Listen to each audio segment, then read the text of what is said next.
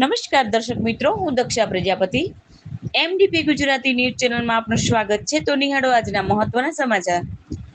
આજ રોજ પાલનપુર ખાતે વિશ્વ હિન્દુ પરિષદ બજરંગ દળ દ્વારા ગુજરાત એટીએસ દ્વારા તાજેતરમાં પકડાયેલા આતંકવાદીઓનો પાલનપુર સાથેના જોડાણની હકીકતનો પર્દાફાશ થતા આવા તત્વો સામે કડક પગલાં ભરવા અને રાષ્ટ્રીય સુરક્ષા સુનિશ્ચિત કરવા બાબતે હેતુથી જિલ્લા કલેક્ટર કચેરી ખાતે આવેદનપત્ર આપવામાં આવ્યું હતું, જેમાં વિશ્વ હિન્દુ પરિષદના આગેવાનો રહ્યા હાજર. જે આતંકવાદીઓ પકડાય છે તેમને પણ કડક કાર્યવાહી થાય એની મોટી માંગ ઉઠી છે અને મોટી સંખ્યામાં લોકો રહ્યા હાજર. અહેવાલ દિલીપસિંહ સોલંકી. વધુ સમાચાર માટે નિહાળતા રહો એમડીપી ગુજરાતી ન્યૂઝ ચેનલ. જૈસે મોહમ્મદના અહીંયા ટ્રેનિંગ લઈ અને કામ કરવાનો મનસૂબો ધરાવતા હતા, એટલે સમગ્ર બનાસકાંઠા જિલ્લામાં જે ભયનો માહોલ ઊભો થયો છે.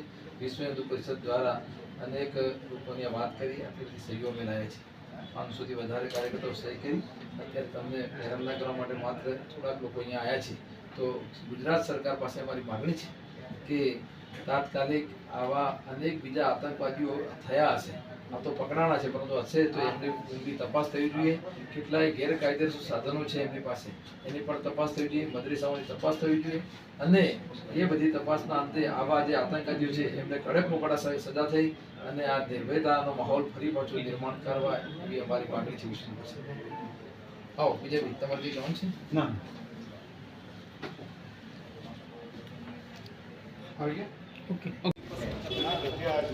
આજે પાલનપુર વિશ્વ હિન્દુ પરિષદ પાલનપુર જિલ્લા વતી આવેદનપત્ર આપવામાં આવે છે કે જે પણ આતંકવાદીઓ પકડાના છે ભાગળ ગામમાંથી, જે 8 આતંકવાદીઓ દેશમાંથી પકડાયા, એમાં 5 ભાગળના છે.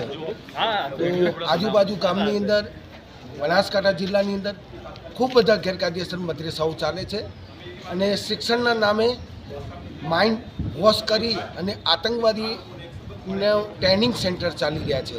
આ ટ્રેનિંગ સેન્ટરો ઉપર સરકાર કાયદેસરની કાર્યવાહી કરે અને જે લોકો પકડાના છે એ લોકોની મિલકત જપ્ત થાય અને એમના મકાન ઉપર બુલડોઝર ચાલે તેવી સરકાર પાસે પણ અમે અપેક્ષા રાખીએ છીએ.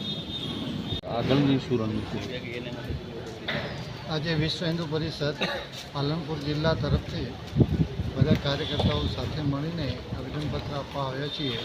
એ આવેદનપત્ર આતંકવાદીઓ જે હમણાં પકડાણા છે એવી આતંકવાદી પ્રવૃત્તિઓ ધરાવતી જે મનોવૃત્તિવાળા જે આતંકવાદીઓ છે એ આતંકવાદીઓને ફાંસીની સજા મળે, એમની મિલકત સરકાર જપ્ત કરે અને આના સાથે જે સંકળાયેલા સંગઠનો હોય અને એમાં જે એવું કોઈ કામ કરતા હોય એવા દરેકની મિલકતો જપ્ત કરે અને ફાંસીની સજા આપે, એના માટે આપણે આવેદન. ઓકે, આપનું નામનું હતું?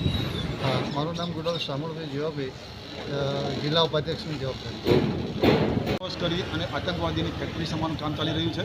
અમે સખત માગણી કરી છે કે આવા જે ગેરકાયદેસર મદરેસા છે અથવા જે મદરેસામાં ધાર્મિક કટ્ટરવાદનું શિક્ષણ આપવામાં આવે છે, એક મદરેસા ઉપર બુલડોઝર જેવી કાર્યવાહી કરી અને ધ્વસ્ત કરવામાં આવે. પાલનપુર ભાગળ એકલું નહીં પણ પાલનપુર તાલુકાના ભાગળ, મેતા, વસુ, વિરોધપુરા, શેરપુરા, કાલેડા, દાતા, રતનપુર દાતા અને મુમનવાસ, આ વિસ્તારોમાં પણ પોલીસ સઘન ચેકિંગ કરે. અત્યારે પાલનપુર ગુજરાત એટીએસ બહુ સારું કામ કરી રહી છે. એ લોકોને પકડી અને જે રિકન્સ્ટ્રક્શન કર્યું એમાં પણ ઘણી બધી વાંધાજનક સામગ્રી પકડાઈ છે. એ સંદર્ભમાં આગળ આ બધા વિસ્તારોમાં પણ કાર્યવાહી કરે. પાલનપુર ખાતે પણ એક મદરેસા છે જે ખારાવાસ ખાતે આવેલું છે, ત્યાં પણ વચ્ચે હમણાં ફાયરિંગ ઘટના બની હતી. એ ઘટના પછી પણ કોઈ આગળ કાર્યવાહી થઈ હોય તો એ વિશે પણ એ લોકોની તપાસ કરવી જોઈએ અને આવા જે લોકો આતંકવાદી પ્રવૃત્તિ દેશદ્રોહ સાથે જોડાયેલા છે એ લોકોને તાત્કાલિક ફાસ્ટ ટ્રેકમાં કોર્ટ ચાલી અને ફાંસીની સજા થાય એવી કાર્યવાહીની અમારી માગણી છે. જય શ્રી રામ.